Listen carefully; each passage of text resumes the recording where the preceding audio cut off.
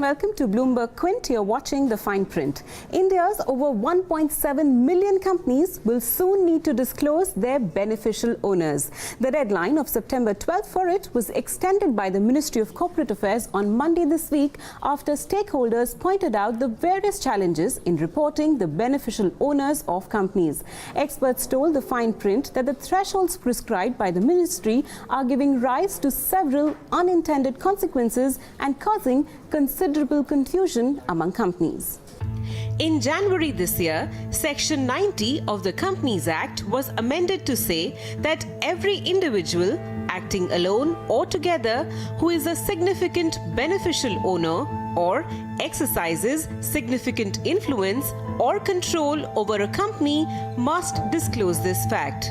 Before Section 90 was introduced, disclosure was required by both the legal owner of the shares and the person holding beneficial interest in the company. But what constituted beneficial interest was not defined, which made it difficult to identify the real owner. The real intent is to go to the real owner of the shares, and that seems to be the correct intent, because if shareholdings are held by structures, one really doesn't know who the real owner behind the shares. It is with this intent that the Ministry of Corporate Affairs notified thresholds to determine significant beneficial owner. A significant beneficial owner is an individual who, whether acting alone or with other individuals, owns more than 10% beneficial interest, exercises significant influence or control in a company, and whose name is not entered as a member in the company's register. And it's this definition that's throwing up interpretational issues. The first is, what qualifies as significant influence? While control is defined in companies law, significant influence is not. I think very clearly the intent is not only to find out who the natural person is, but the intent also is to find out in relation to who that natural person is acting with the view to either hold the beneficial interest or exercise control, as the case may be. So this is where, my sense is that as we had in the context of, say, Section 29A of the Insolvency and Bankruptcy Code, where you've used the concept of concert, but there is no definition under that law, or for that matter under the Companies Act, one would effectively turn to the Takeover Code to basically get a sense of, what the parameters around when you are acting in concert would be. The second issue is, how should the calculation of 10% be applied across a corporate structure? For example, Company A, which needs to make a disclosure, has Company B as its 10% shareholder, and person C holds 10% in Company B. The question is, will C be the beneficial owner vis-a-vis Company A? Now, when you have a situation where I have no control over Company B, I have no significant influence either, and I'm only holding 10% in Company B, it would be a ludicrous outcome to basically say that my interest in Company A is 10%, because it is actually 10% of 10%, which is 1%. And that should logically be the disclosure that I would make, and is in line, I think, with the definition of significant beneficial owner in the rules, as well as my reading of the relevant parts of the statute as well, where you ultimately are looking to calculate the beneficial interest in the reporting company, not the intermediate company. The problem, as I said, arises where there's significant influence.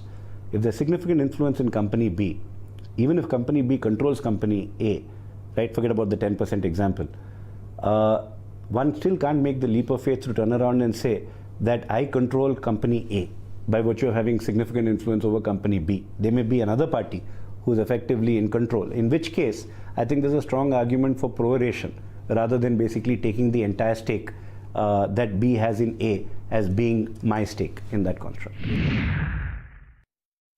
Let's take an example of a three-level structure, A, B, and C. A is the target company, whose shareholder is an Indian company whose shares are in question. Its shareholder is B. B holds 10% of A. That itself requires a disclosure because the threshold is 10%. Now, question is that which shareholder of B requires to make a disclosure? As per the section and the rules, any shareholder which holds 10% or more of B, alone or together, needs to make a disclosure.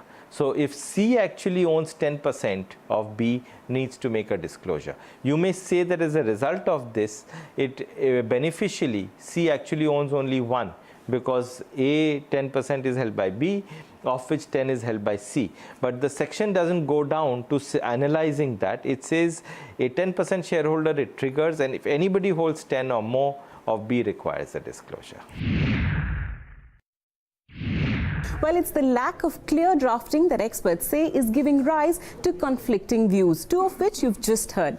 Now, there could also be a situation where the beneficial owner in a company is not an individual or a company, but a trust. For such situations too, the threshold has been prescribed. If the beneficial owner in a company is a trust, the author of the trust, trustee, beneficiaries with more than 10% interest in the trust, or any other individual exercising control over the trust would need to make a disclosure. The position of trust, to my mind, is better than the position of intermediate companies. The reason I say this is because if you, for example, take a indeterminate trust where the interest of the beneficiaries is not determinate and it's left to the discretion of the trustee to determine the benefit from time to time, I think there are two options that are available, because if you look at the construct of the beneficial owner, it actually combines both control and beneficial ownership. And if you're not able to identify the beneficial owner, you can basically name the trustees who have control ultimately over the trust. But I think where many clients are effectively ending up is not to take that chance. And even where the beneficiaries are indeterminate, more often than not, as you can imagine, these are members of the same family. So, the disclosure tends to be that these are the ultimate beneficiaries who collectively hold more than a certain percent, without getting into then which percent is obviously above the 10% threshold is there, without getting into whether any individual would cross that threshold. The hunt for beneficial owners will have implications for foreign private equity funds as well. Pooled investment vehicles that meet the thresholds but are regulated by SEBI are exempt from this disclosure requirement, but foreign private equity funds aren't exempt. You'll have to look at the form of the fund, whether the pooling vehicle is set up as a company, as an LLP, as a trust, and all these explanations apply differently. Chances are you will end up where thresholds are met on a pass-through calculation basis, basically making disclosures of, at the very minimum, the GP, but then it doesn't stop at the GP. You start going into the natural person behind the GP. So you may have to end up with an individual over there, and or a situation where, depending on the nature of the control, the nature of the beneficial interest, and whether there's an individual who basically holds more than 10% as an LP on a pass-through basis, those disclosures may also be required.